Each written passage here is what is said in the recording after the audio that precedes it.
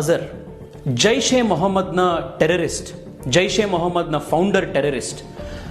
ಪ್ರಪಂಚದಲ್ಲಿ ಅವನನ್ನ global terrorist ಅಂತ ಹೇಳಿ ಡಿಕ್ಲೇರ್ ಮಾಡಬೇಕು ಅನ್ನುವಂಥ ಒಂದು ಪ್ರಪೋಸಲ್ ಅನ್ನ UN ಸೆಕ್ಯೂರಿಟಿ ಕೌನ್ಸಿಲ್ನಲ್ಲಿ ಚೈನಾ ದೇಶ ಇವತ್ತು ರಿಜೆಕ್ಟ್ ಮಾಡಿದೆ.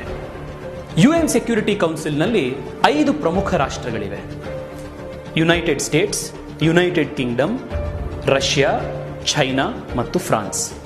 ಈ ಯುನೈಟೆಡ್ ನೇಷನ್ ಸೆಕ್ಯೂರಿಟಿ ಕೌನ್ಸಿಲ್ ಪ್ರಪಂಚದ ಬಹಳ ದೊಡ್ಡ ಸಂಸ್ಥೆ ಆಗಿರುವಂತಹ ಯುನೈಟೆಡ್ ನೇಷನ್ಸ್ ಏನಿದೆ, ಆ ಯುನೈಟೆಡ್ ನೇಷನ್ಸಿನ ಪ್ರಮುಖ ಡಿಸಿಷನ್ಸ್ಗಳನ್ನು ಈ 5 ರಾಷ್ಟ್ರಗಳಿರುವಂತಹ UN ಸೆಕ್ಯೂರಿಟಿ ಕೌನ್ಸಿಲ್ ಅನ್ನುವಂಥ ಸಮಿತಿ ನಿರ್ಧಾರಗಳನ್ನು ತಗೊಳ್ಳುತ್ತೆ. ಚೈನಾ ದೇಶ ಮಸೂದ್ ಅಜರ್ನ ಪರವಾಗಿ ನಿಂತಿರುವಂತಹ ಸಂಗತಿ ಗೊತ್ತಾಗಿದ ತಕ್ಷಣನೇ ರಾಹುಲ್ ಗಾಂಧಿ ಟ್ವೀಟ್ ಮಾಡಿ ನರೇಂದ್ರ ಮೋದಿ ಅವರನ್ನ ವೀಕ್ ಪ್ರೈಮ್ ಮಿನಿಸ್ಟರ್, ದುರ್ಬಲ ಪ್ರೈಮ್ ಮಿನಿಸ್ಟರ್ ಅಂತ ಟ್ವೀಟ್ ಮಾಡಿ ಜರಿದ್ರು.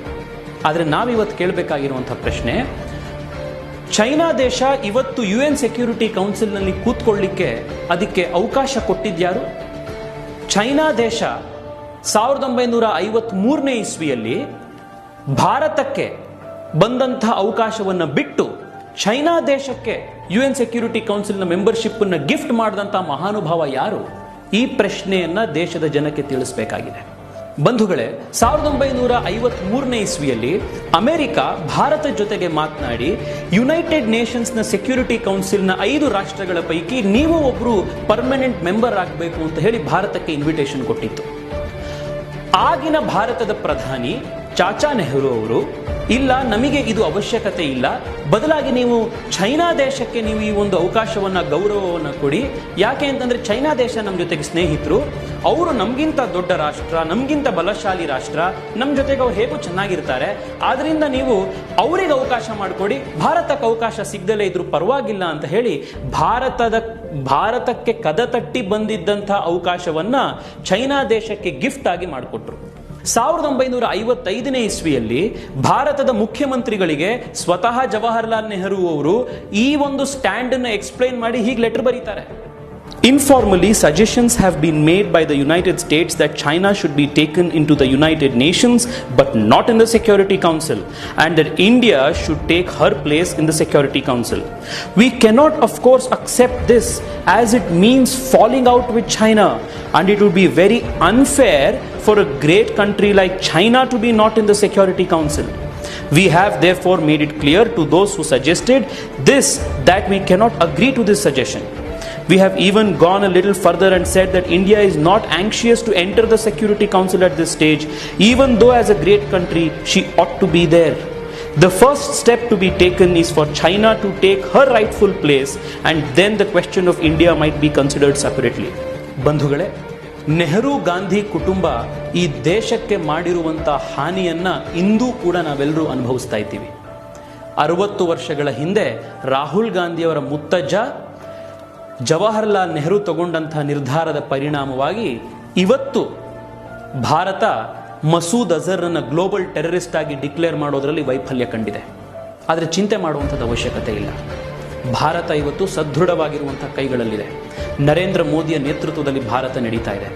ರಾಹುಲ್ ಗಾಂಧಿ ತಾವು ಬಹಳ ಸೀಕ್ರೆಟ್ ಆಗಿ ಮಾನಸರೋವರ ಯಾತ್ರೆ ಅಂತ ಹೋದಂಥ ನೆಪದಲ್ಲಿ ಚೈನಾ ದೇಶದ ಅಂಬಾಸಿಡರ್ಗಳನ್ನು, ಚೈನಾ ದೇಶದ ಮಿನಿಸ್ಟ್ರಿಗಳನ್ನು ನಮ್ಮ ದೇಶದ ಯಾವುದೇ ಮೀಡಿಯಾಗೆ, ಸರ್ಕಾರಕ್ಕೆ ಗೊತ್ತಾಗದಲ್ಲೇ ಇದ್ದ ಹಾಗೆ ಸೀಕ್ರೆಟ್ ಆಗಿ ಮೀಟಿಂಗ್ ಮಾಡ್ಕೊಂಡು ಬಂದಿದ್ರಿ.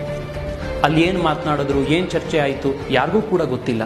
ನಿಮ್ಮ ಸೀಕ್ರೆಟ್ ಮೀಟಿಂಗ್ಗಳನ್ನು ಕಂಟಿನ್ಯೂ ಮಾಡ್ಕೊಳ್ಳಿ. ಬಂಧುಗಳೇ, 60 ವರ್ಷಗಳ ಹಿಂದೆ ರಾಹುಲ್ ಗಾಂಧಿಯವರ ಮುತ್ತಜ್ಜ ಪಂಡಿತ್ ನೆಹರು ಅವರು ಮಾಡಿರುವಂತಹ ಈ ಒಂದು ಗನಾಂಧಾರಿ ಕೆಲಸದ ಪರಿಣಾಮ ಇವತ್ತಿಗೂ ಕೂಡ ನಾವು ಅನುಭವಿಸ್ತಾ ಇದ್ದೀವಿ. ದೇಶ ಅದಕ್ಕೆ ಬೆಲೆ ತೆತ್ತಾ ಇದೆ. ಇಷ್ಟಾದರೂ ಕಾಂಗ್ರೆಸ್ ಪಾರ್ಟಿ ಅಥವಾ ಗಾಂಧಿ ಕುಟುಂಬ ತಮ್ಮ ಬುದ್ಧಿಯನ್ನು ಕಲೀಲಿಲ್ಲ. ಒಂದಂತೂ ಸ್ಪಷ್ಟ ಇರುವಂತಹ ಸಂಗತಿ ಅಂತಂದ್ರೆ, ಕಾಂಗ್ರೆಸ್ ಪಾರ್ಟಿ ಮತ್ತು ನೆಹರು ಗಾಂಧಿ ಕುಟುಂಬ ಎಂದೂ ಕೂಡ ಭಾರತದ ಹಿತಾಸಕ್ತಿಯನ್ನ ತಮ್ಮ ರಾಜಕೀಯ ಹಿತಾಸಕ್ತಿಗಿಂತ ಮೇಲೆ ಅಂತ ಹೇಳಿ ಎಂದೂ ಕೂಡ ಪರಿಗಣಿಸಿಲ್ಲ. ಆದ್ರೆ ಇವತ್ತು ನಾವು ಚಿಂತೆ ಮಾಡುವಂಥ ಅವಶ್ಯಕತೆ ಇಲ್ಲ. ಭಾರತ ದೇಶ ಇವತ್ತು ಸದೃಢವಾಗಿರುವಂತಹ ನರೇಂದ್ರ ಮೋದಿ ಅವರ ಆಡಳಿತದ ಕೈಯಲ್ಲಿದೆ. ದೇಶವನ್ನು ಮುನ್ನುಗ್ಗಿಸ್ತಾ ಇದ್ದಾರೆ. 60-70 ವರ್ಷಗಳಿಂದ ಮಾಡ್ಕೊಂಡು ಬಂದಿರುವಂತಹ ನೆಹರು ಗಾಂಧಿ ಕುಟುಂಬ ಮತ್ತು ಕಾಂಗ್ರೆಸ್ ಪಾರ್ಟಿಯ ಹಿಸ್ಟಾರಿಕಲ್ ಬ್ಲಂಡರ್ಸ್ಗಳೇನಿದ್ದಾವೆ, ಐತಿಹಾಸಿಕ ತಪ್ಪುಗಳು, ಅವನ್ನೆಲ್ಲವನ್ನ ಒಂದೊಂದಾಗಿ ನರೇಂದ್ರ ಮೋದಿ ಬದಲಾಯಿಸ್ತಾ ಇದ್ದಾರೆ. ಚೈನಾ ದೇಶಕ್ಕೆ ಕಣ್ಣಲ್ಲಿ ಕಣ್ಣಿಟ್ಟು ನೋಡಿ, ಚೈನಾ ದೇಶಕ್ಕೆ ಭಾರತ 100 ಕೋಟಿ ಜನರ ಶಕ್ತಿ ಇರುವಂತಹ ರಾಷ್ಟ್ರ ಅಂತ ಹೇಳಿ ಸಂದೇಶವನ್ನು ನರೇಂದ್ರ ಮೋದಿ ಕೊಟ್ಟಿದ್ದಾರೆ. ಇವತ್ತು ನಾವೆಲ್ಲರೂ ಇಡೀ ದೇಶವಾಗಿ ನರೇಂದ್ರ ಮೋದಿಯವರ ಪರವಾಗಿ ನಿಲ್ಲಬೇಕಾಗಿದೆ, ಅವರ ಕೈಯನ್ನು ಬಲಪಡಿಸಬೇಕಾಗಿದೆ. ಚೈನಾ ಇರ್ಬೋದು, ಪಾಕಿಸ್ತಾನ ಇರ್ಬೋದು, ಭಾರತವನ್ನು ವಿರೋಧಿಸುವಂತಹ ಪ್ರತಿಯೊಂದು ರಾಷ್ಟ್ರಕ್ಕೂ ಮತ್ತು ಶಕ್ತಿಗಳಿಗೂ ತಕ್ಕ ಉತ್ತರ ಕೊಡುವಂಥ ಸಾಮರ್ಥ್ಯ ನರೇಂದ್ರ ಮೋದಿ ನೇತೃತ್ವದ ಭಾರತಕ್ಕಿದೆ. ಇದನ್ನು ನಾವೆಲ್ಲರೂ ನೆನಪಿಡಬೇಕು. ಈ ಇತಿಹಾಸದ ಸತ್ಯಗಳೆಲ್ಲವೂ ಜನಕ್ಕೆ ನಾವು ಇವತ್ತು ತಿಳಿಸಿ ಹೇಳಬೇಕಿದೆ. ಆದಷ್ಟು ಜನಕ್ಕೆ ಈ ವಿಡಿಯೋನ ಶೇರ್ ಮಾಡಿ. ನೆಹರು ಮತ್ತು ಗಾಂಧಿ ಕುಟುಂಬ ಈ ದೇಶಕ್ಕೆ ಮಾಡಿರುವಂಥ ಅನ್ಯಾಯ ಏನು ಅನ್ನುವಂಥ ಐತಿಹಾಸಿಕ ಸಂಗತಿಗಳು ದೇಶದ ಜನಕ್ಕೆ, ಎಲ್ಲ ಕನ್ನಡಿಗರಿಗೂ ಈ ವಿಚಾರವನ್ನು ತಲುಪಿಸುವಂಥ ಕೆಲಸ ಮಾಡೋಣ.